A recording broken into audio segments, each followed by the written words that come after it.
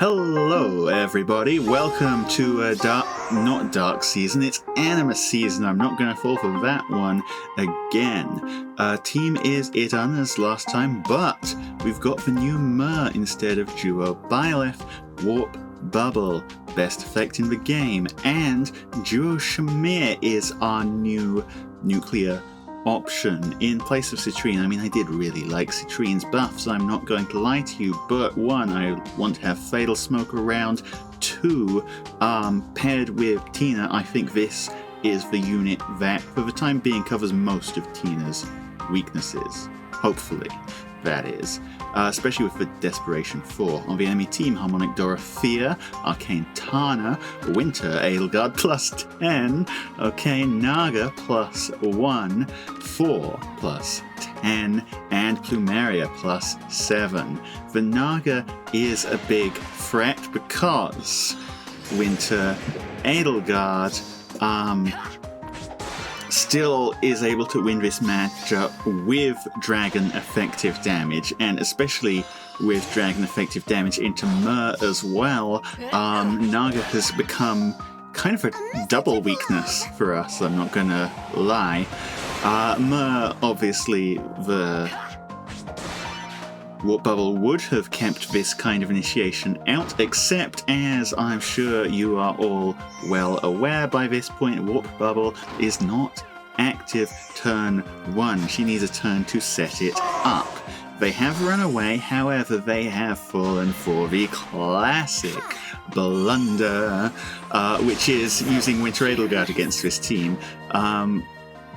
Yeah, thanks for free 1 tile extra movement. Thanks for free charge, buddy.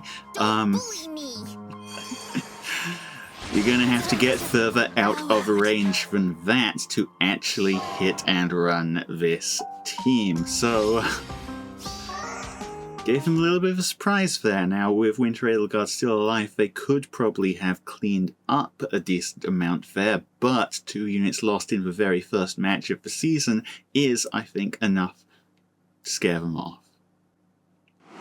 So, going into battle number 2, our opponents this time around Summer Edelgard, Plumeria plus 3, that's Brave Marth plus 3, Arcane Lucina, Ivy, and Ratatoska.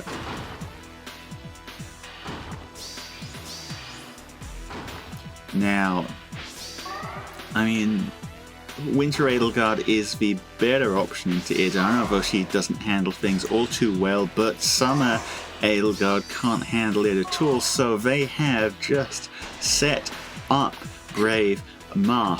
Problem is, they've set him up for failure. Oh, that's good, that's good. A whole lot of buffs on him there thanks to their whole setup, and it did not help him at all because those buffs are my buffs now, thanks Tina.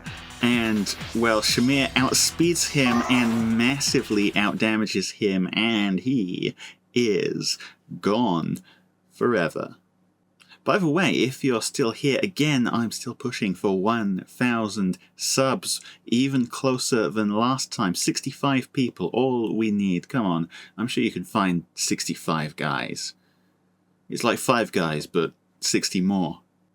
That's a lot of burgers and fries. No, I'm not sponsored, although I wish I was. Anyway, next opponent, Legendary Alincia plus 2, Legendary Hinoka, Altina plus 5, Plumeria plus 1, a Legendary Mer plus 7, and Say plus 10. Using Mer against us, I see, but first things first, going in with the Legendary Hinoka. Let's see how Mer handles this matchup. Well, I'd say that's pretty well handled. That's 58 times 2 thanks to armor effectiveness, and reduced it to almost nothing. Safe defense does its thing, which is good for them, but, well, it looks like they've given up on actually running away. They are trying to tank this. I'm not sure where they got that brilliant idea from, because Yeah, Altina, Shamir, not a good matchup by any stretch of the imagination. Also, because of that legendary Hinoka, we again have been given charge for free of charge, but also free charge. And, well, alongside everything else we're working with here, we are able to send Myr all the way to the front to finish off that Plumeria as well. Probably the extent of where we're going to be able to send our units, but, well, half their team gone is all the convincing that they needed. Well, more matches, more opponents. This time we're up against some Fjorm +2, Plumeria +1, Brave Chrom, Ratatoska +1, Veil, and Bridal Fjorm +2. Two Fjorm team here immediately finding our bolt trap. Since they don't have healing tower, they're gonna have to rely on Fjorm to heal back up, but made a little bit of a positioning error there, left Chrom on no hit points in range of our team with no way to get him out, so the very rapid surrender before the match had even really started. Okay, let's hope things keep going our way, which I think they might.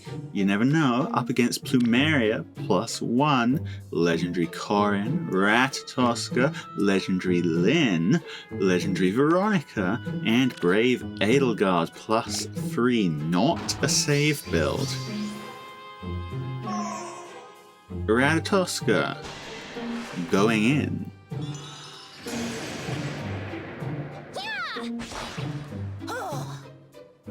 Well, 28 times 2, that's real damage. And Luna actually doing enough to kill. That's quite impressive from Ratatoska, but on the flip side, they've already used their escape tool, so no way of getting Ratatoska out of this predicament. It is time. And the rest of their team are hanging kinda back, but Plumeria left exposed here will be the second one to go down. And we still have a dancer on the line, so let's see if we can pick up anything more here. Yes, it looks like we can. Shamir one-shotting Veronica as well. Rest of the units shuffling forwards. And, well, I mean, that was 3 units lost, but I'm really not sure what they were expecting from that type of engagement.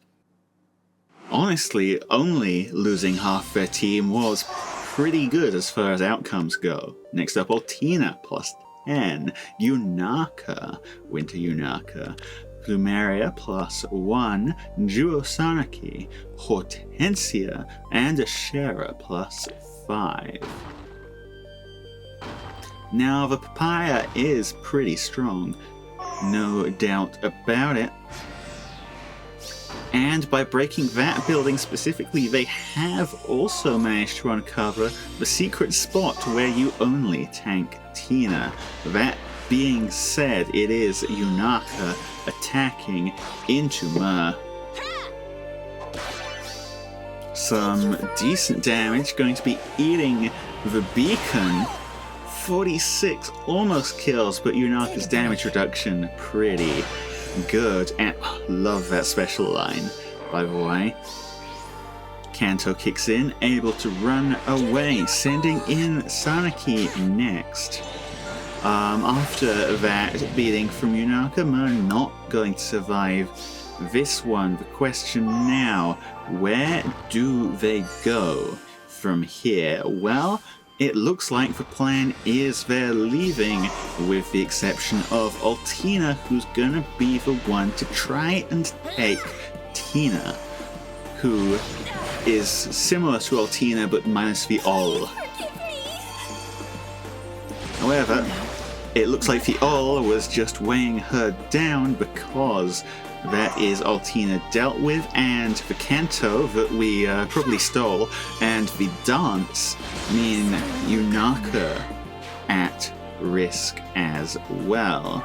Now, that 2-unit kill is probably all we're getting here. It is indeed. Do they follow up? They do.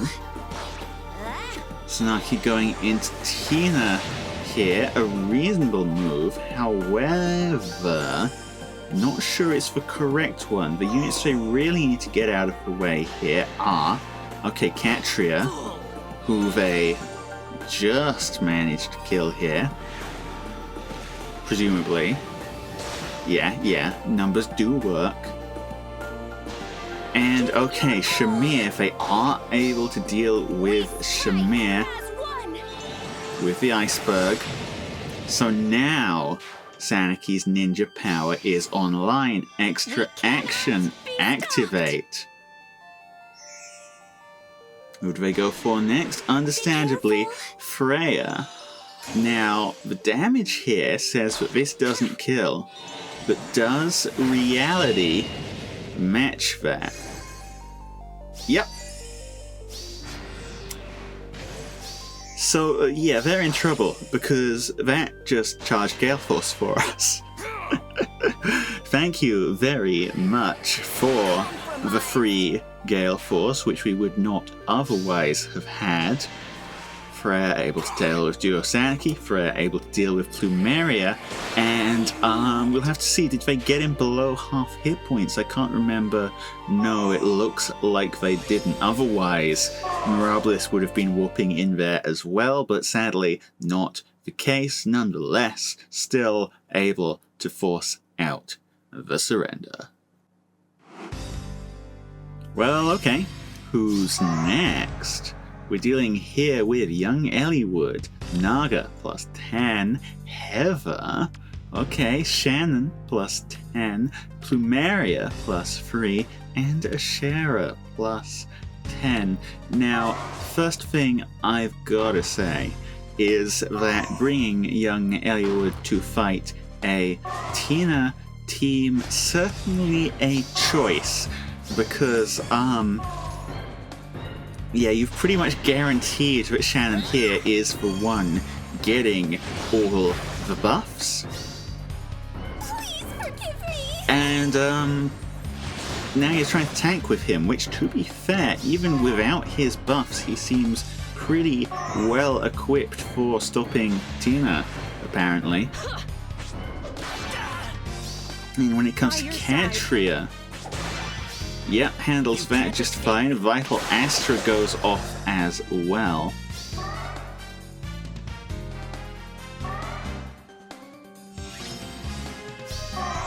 So maybe a better plan than they thought, but apparently they didn't think it was good enough, because they're just gone. Didn't even lose any units, just took one look at what they were facing and decided, no, actually, I'm out of here.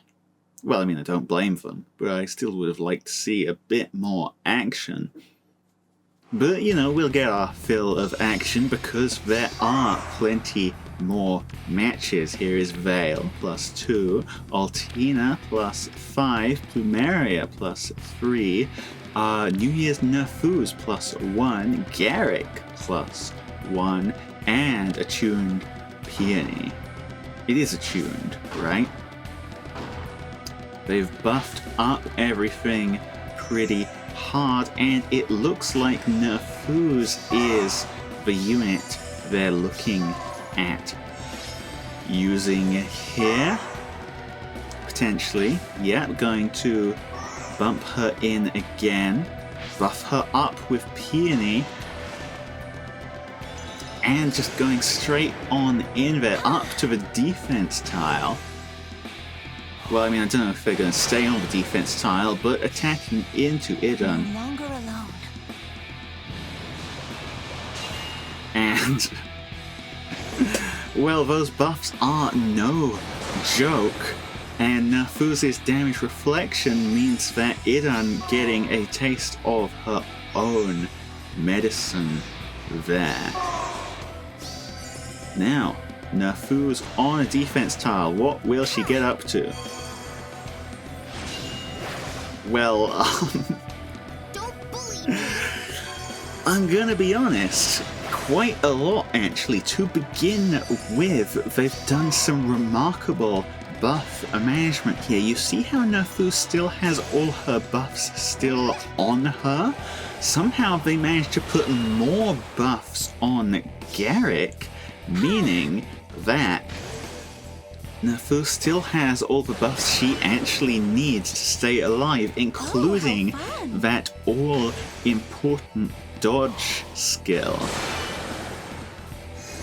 And for those of you who don't remember Nerthuz's kit, which I mean is fair given that she's not exactly a hugely meta unit, one of the key things Nerthuz is playing with is an immense amount of flat damage reduction. That's why all of these attacks are doing pretty much nothing to her. Mirabilis, 0 damage, but on the plus side, this is at least going to apply the flash status, so maybe we can pull something off with Shamir, but it looks like that's not the case. In fact, taking no damage from that whatsoever. And yeah, I guess this is just the one downside of the Tina team, as it were. Without us being able to specifically take Nerthuz's buffs. I mean, look, Freya, 33 times 2 damage, nothing. Without us being able to take those buffs, there isn't really anything we can achieve here. Oh, She's just got ridiculous stats in all her combats, and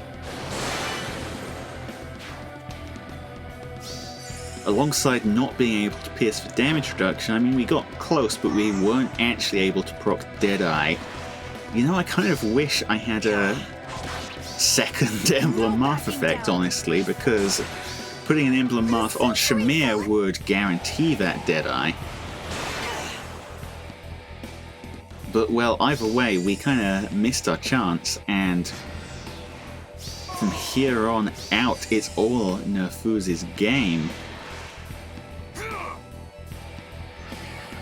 Admittedly, going to be quite a long game, because some of these units are pretty dang tanky. And actually, oh, she has gravity. I was just about to say, actually, they might have made a mistake here. Freya has Gale Force, but the gravity stops him from using that Gale Force to actually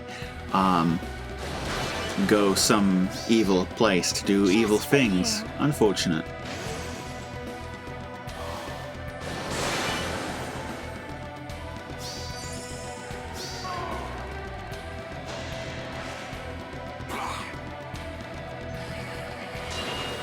And thanks to that post-combat healing as well, courtesy of Attuned Peony, yeah, any damage that we are doing is just getting picked back up immediately. Now here's the Deadeye.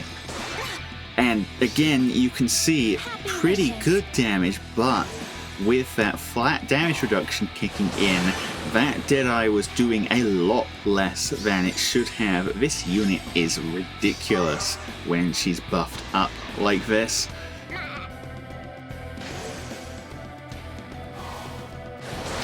And last few turns now, gonna deal with Freya. They do have an easy way to get pots if they want, but I guess they just don't care.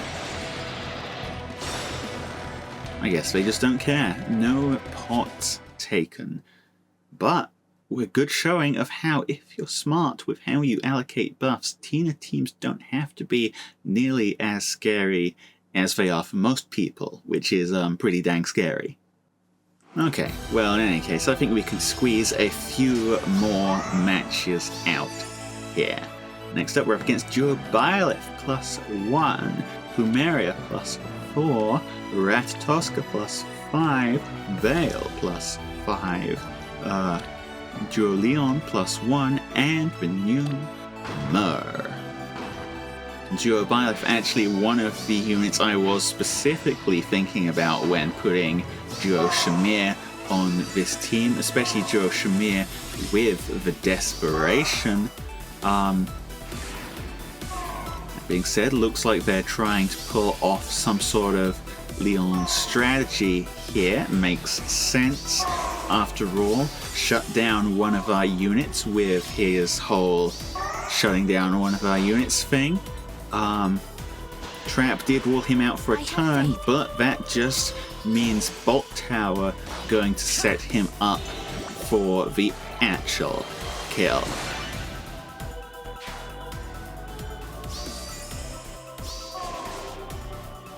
And that does hit Duo Shamir. I did kind of want to do something with the speed stats to get Katria higher, but I never actually did. Whoops! So we're just gonna shuffle up.